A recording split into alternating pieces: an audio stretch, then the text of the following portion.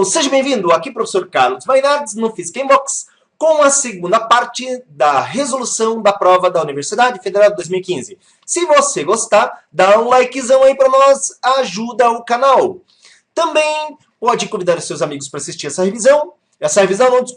resolução. E também, se tiver comentários, deixa lá que a gente gosta de responder, gosta de olhar os comentários, falou? Vem comigo, vamos resolver essa segunda parte então. No final do século XIX e início do século XX, a física se defrontou com vários problemas que não podiam ser explicados com as teorias e modelos aceitos até esse período. Um desses problemas consistia em explicar corretamente o fenômeno do efeito fotoelétrico.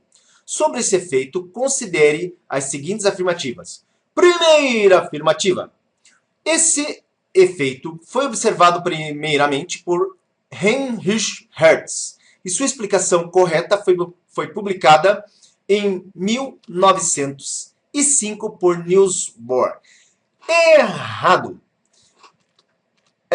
A explicação correta foi feita em 1905, mas por Albert Einstein. O famoso e genial Albert Einstein foi quem explicou corretamente o efeito fotoelétrico e, por isso, ele ganhou, inclusive, o Prêmio Nobel de Física, certo? Então, a alternativa aqui primeira, ela bota um Fzinho aí, falsa. Isso não é verdadeiro. Segunda, a explicação correta desse efeito utilizou uma ideia de Max Planck, de que a luz incidente não poderia ter energia com um valor qualquer, mas sim uma energia dada por múltiplos inteiros de uma porção elementar. Verdadeiro. Albert Einstein explicou, então, a teoria dos quantas, que a emissão ou a absorção de luz ocorria em pacotes discretos de energia. Ou seja, tinha ali, né, na hora da absorção ou na hora da emissão, um pacotinho com uma quantidade certa de luz. Esse é o famoso quanta de Einstein. Terceira afirmação. Segundo o modelo proposto, cada fóton, ao colidir com um elétron, transfere-lhe uma quantidade de energia proporcional à sua velocidade. Alternativa ou afirmação falsa. Por quê? Porque não é proporcional à velocidade. Então, isso aqui é falso. É proporcional à frequência, de forma que podemos ou sabemos que a energia é igual a H, que seria a constante de Planck, multiplicado pela frequência. Essa constante, ela no caso vale 6,63 vezes 10 elevado a menos 34 joules, no caso, vezes segundos. Tá ok? Então aí, resolvida essa primeira questão, vem comigo, vamos lá para a segunda. Um veículo está se movendo ao longo de uma estrada plana e retilínea. Sua velocidade em função do tempo para um trecho do percurso foi registrada e está mostrada no gráfico ao lado, nesse caso, abaixo. Considerando que em t igual a zero a posição do veículo é igual a zero, assinale a alternativa correta para a sua posição final ao final dos 45 segundos. Para facilitar a resolução dessa questão, eu já desenhei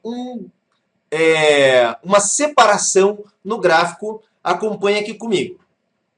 Então, observe que o gráfico está todo pintadinho, bonitinho, mas essas pinturas correspondem a áreas. Então, a gente pode dividir o gráfico em áreas. Então, observe que acima do eixo nós temos a área cinza, que é um trapézio, a área amarela, que é um retângulo, a área marrom, que é um triângulo, e aí tem uma jogadinha aqui, muito importante, a área verde. Observe que a área verde ela pega tanto a parte de cima do gráfico quanto a parte de baixo.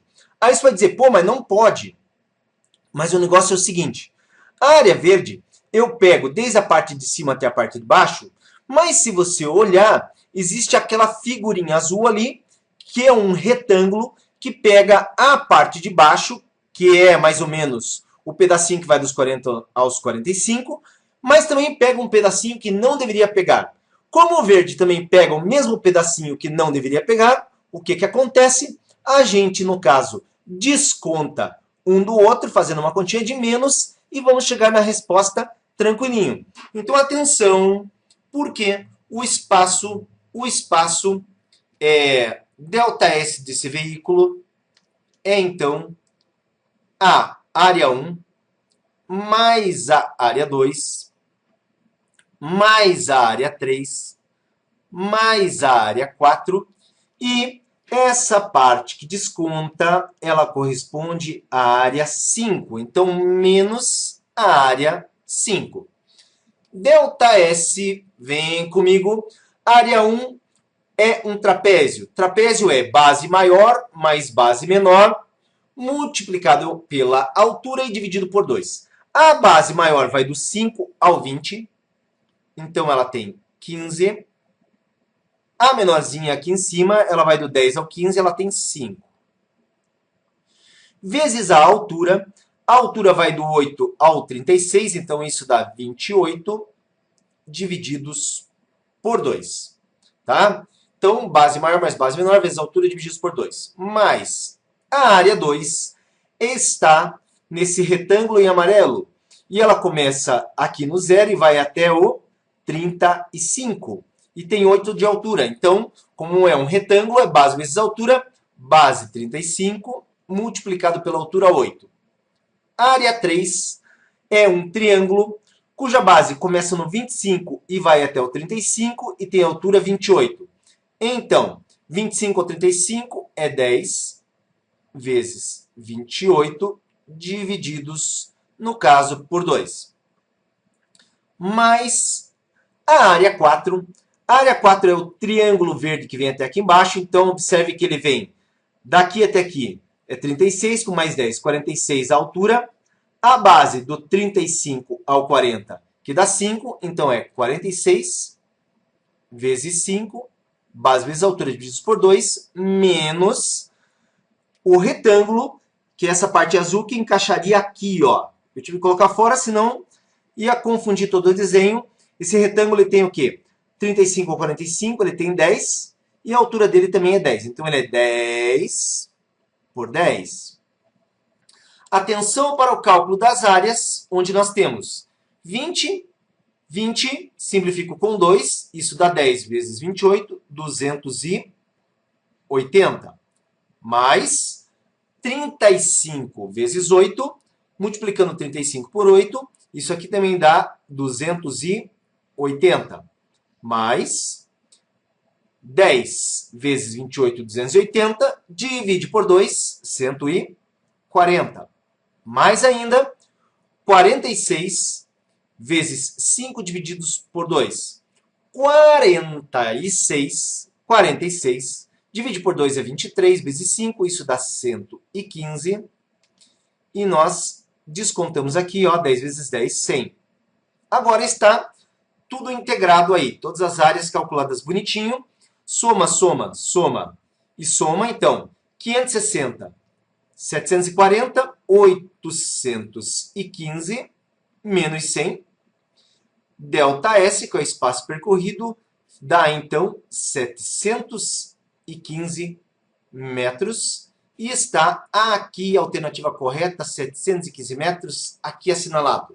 Beleza? Segunda questão resolvida. Vamos lá, vem que tem uma terceira aqui. Para participar de um importante torneio, uma equipe de estudantes universitários desenvolveu um veículo aéreo não tripulado. O aparelho foi projetado de tal maneira que ele era capaz de se desviar de objetos através da emissão e recepção de ondas sonoras. A frequência das ondas sonoras emitidas por ele era constante e igual a 20 kHz. Em uma das situações da prova final, quando o aparelho movimentava-se em linha reta e com velocidade constante na direção de um objeto fixo, o receptor do veículo registrou o recebimento de ondas de frequência de 22,5 kHz, que foram refletidas pelo objeto. Considerando que nesse instante o veículo se encontrava a 50 metros do objeto, assinale a alternativa correta para o intervalo de tempo que ele dispunha para se desviar e não colidir com o objeto. Considere a velocidade do som no ar igual a 340 metros por segundo. Então, observe primeiramente que essa questão trata do famoso efeito Doppler. No efeito Doppler, acontece que a frequência percebida não é igual à frequência emitida por causa do movimento relativo entre fonte e observador. A frequência percebida, que nós chamamos de F, ela é igual à frequência original emitida, multiplicado por velocidade Vs do som, mais ou menos velocidade do observador, velocidade do som, mais ou menos velocidade da fonte, certo? Bom, aqui nessa questão tem uma coisa interessante que é o seguinte. Imagine que isso aqui é o objeto não tripulado que emite a onda. Essa onda ela chega até o objeto. Esse veículo não tripulado, ele se movimenta se aproximando do objeto com velocidade v. Então, observe que isso aqui seria a fonte se aproximando do objeto, certo? A fonte se aproximando do objeto. E nesse caso, como a fonte está no denominador e ela se aproxima do objeto, nós utilizamos o sinal negativo. Então, como a frequência percebida é de 22,5, então eu tenho aqui 22,5 quilo 10 a terceira é igual a 20, que é a frequência original emitida, também quilo 10 a terceira, de velocidade do som, aqui, mais ou menos velocidade do observador, eu já comento a respeito dessa partezinha que nós vamos preencher aqui, e velocidade do som, nesse caso, será menos velocidade da fonte. Então, aqui, utilizamos o sinal negativo. Mas agora, as ondas sonoras batem no objeto e elas retornam e o veículo não tripulado, então, também vira receptor. Então, quer dizer, ele é o emissor, mas ele acaba sendo também agora o receptor. Ele se movimenta se aproximando do objeto. Então, no caso, o emissor aqui, ele também se aproxima. E se ele se aproxima, a gente utiliza também o sinal, aqui nesse caso, tem que ser positivo, né?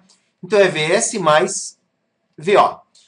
É muito importante perceber que como tanto o Vf quanto o Vo tem a ver com o veículo não tripulado, a velocidade V é exatamente a mesma, certo? Então, aqui nós ficamos com 22,5. Posso simplificar 10 ao cubo com 10 ao cubo. Fica isso aqui divididos por 20, já passando esse 20 para dividir. E nós temos 340 de velocidade do som mais V. Onde entendendo que a velocidade do observador, né? Velocidade do observador, que seria aqui o veículo não tripulado como observador, com velocidade V, e 340 menos V. Me acompanha nesse cálculo para cá, e nós temos 22,5 por 20, isso aqui dá 1,125, que vai ser multiplicado por 340 menos V, que é igual a 340 mais V. Atenção, propriedade distributiva, multiplica aqui e multiplica aqui também. Nós temos 382,5, essa multiplicação, menos 1,125V, que é igual a 340V mais V.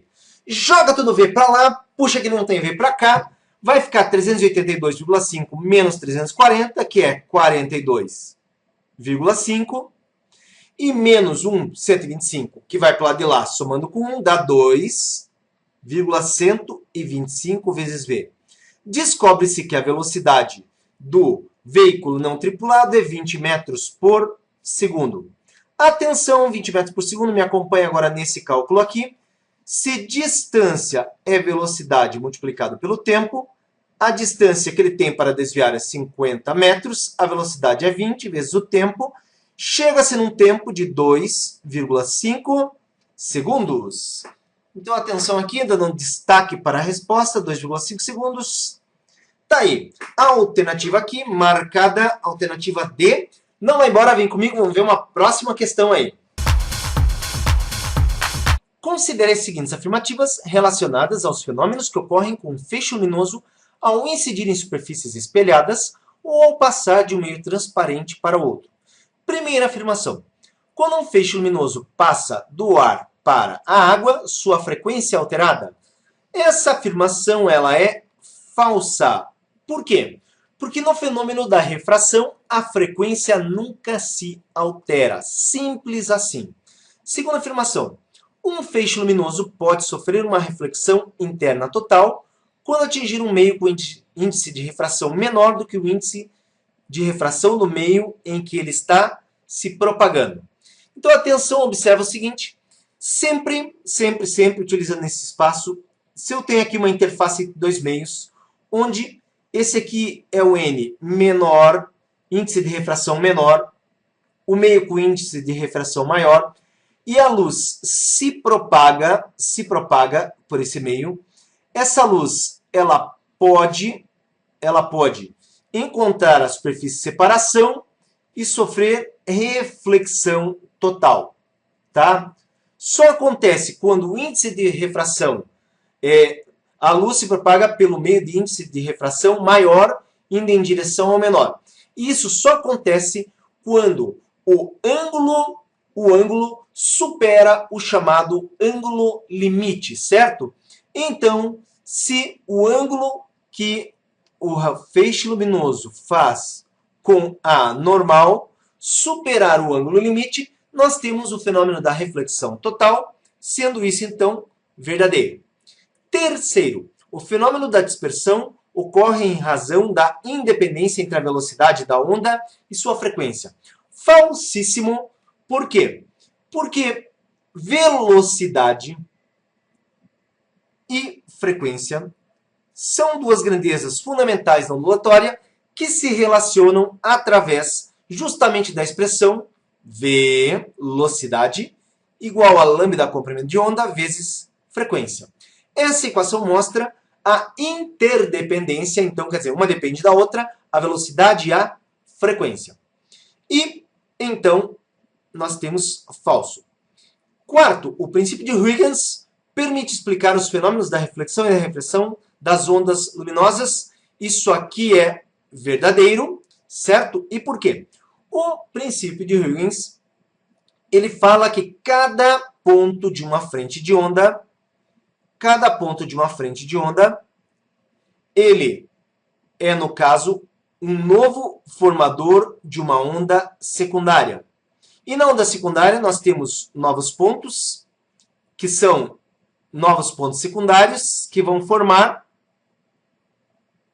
novas ondas secundárias. E com isso nós temos as chamadas frentes de onda, que ajudam a explicar os fenômenos da refração e, no caso, da reflexão. Então, essa última afirmação ela é verdadeira, certo? Então, resolvido mais uma questão, não vai embora, vem comigo, vamos para a próxima. A função principal de geradores elétricos é transformar energia elétrica em algum outro tipo de energia. No caso de geradores elementares de corrente contínua, cujo circuito equivalente está mostrado ao lado, onde R é a resistência interna do gerador e E sua força eletromotriz, o comportamento característico é descrito pela conhecida equação do gerador, que fornece a diferença de potencial ΔV em seus terminais A e B em função da corrente I fornecida por ele. Um dado gerador tem a curva característica mostrada no gráfico ao lado. A partir do circuito e do gráfico apresentados, assinale a alternativa correta para a potência dissipada internamente na fonte quando esta fornece uma corrente de 2 mA. Observando o gráfico, então, e também o circuito, observe que nós temos aqui o gerador com a sua resistência interna, então aqui o elemento de tensão, que é a força eletromotriz, com a resistência interna e está alimentando uma resistência externa.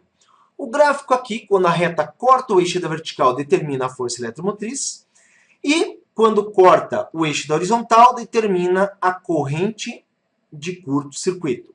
Muito importante lembrar que, para a corrente de curto-circuito, ou quando nós temos o valor da corrente de curto-circuito, significa que não há diferença de potencial alimentando o circuito externo. Então, U vale zero. Bom, com base nesse conceito, então nós, se aplicamos a equação do gerador U igual a φ menos R vezes I, nós temos zero igual a φ. Pelo gráfico, dá para ver que é 10 vezes 10 elevado a menos 3, menos a resistência interna, vezes a corrente, que é 8 miliamperes, 10 a menos 3. Passamos esse termo para o outro lado da igualdade, então eu tenho 8, 10 a menos 3, que é igual, claro, multiplicado por R, né? Que é igual a 10 vezes 10 a menos 3. Simplificamos a potência de 10 e ficamos com um R que será 10 por 8, ou seja, 1,25 ohms. Bom, o que nós devemos responder para essa questão? Nós devemos responder qual é a potência dissipada internamente. Está aqui, ó, potência dissipada quando a corrente de 2 amperes. Para o cálculo da potência dissipada, potência é a corrente elevado ao quadrado vezes a resistência.